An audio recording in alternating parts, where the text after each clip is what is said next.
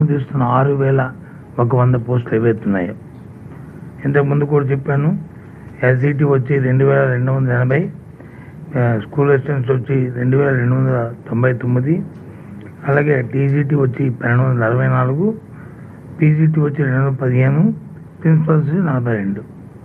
ఆ ప్రకారం చూసుకున్నప్పుడు మొత్తం రాష్ట్రంలో అన్ని జిల్లాల్లో ఉంటున్న ఎస్ఈటీ పోస్టులు చూసుకుంటే ఎస్ఈటీ పోస్టులు శ్రీకాకుళంలో 104, విజయనగరంలో 103, విశాఖపట్నంలో 101, ఈస్ట్ గోదావరిలో 108, వెస్ట్ గోదావరిలో 102, కృష్ణాలో 103, గుంటూరులో 109, ప్రకాశంలో 111, ఎస్పీఎన్ నెల్లూరులో 104, చిత్తూరులో 101, కడపలో 105, కడప అనంతపూర్లో 107, కర్నూలులో 1022, 1022 వెరసి అంతా కలిపి 2,280 పోస్టులు. ఇవన్నీ వీటిని ఇప్పుడు ప్రవీణ్ గారు చెప్పినట్లు ఈ నోటిఫికేషన్ చెప్పబోతారు కమిషనర్ గారు.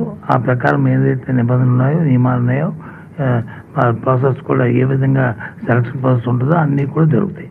అలాగే స్కూల్ అసిస్టెంట్ పోస్టులకి అండ్ టీజీటీ కలిపి 3,563 పోస్టులు ఉన్నాయి. ఇందాక మీరు చెప్పినట్లు దాని ప్రకారం చూసుకుంటే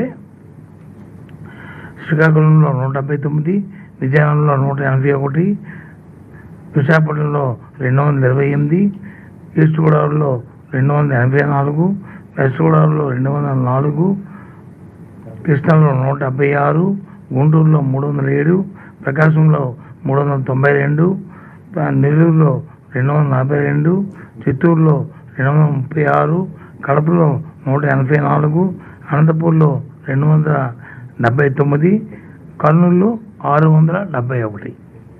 ఇవి మొత్తం ఈ పోస్టులు. ఇవన్నీ కాకుండా పీజీటీలు పోస్ట్ గ్రాడ్యుయేట్ టీచర్స్ వచ్చి 215, ప్రిన్సిపల్స్ వచ్చి 42. మొత్తం కలిస్తే ఇవి 2,280 ప్లస్ 3,563, ఆ రెండు కలుపుకుంటే 5,843. వీటితో పాటు పీజీటీలు 215, వాటితో పాటు ప్రిన్సిపల్స్ 42. మొత్తం కలిసి టోటల్ వచ్చి 6,100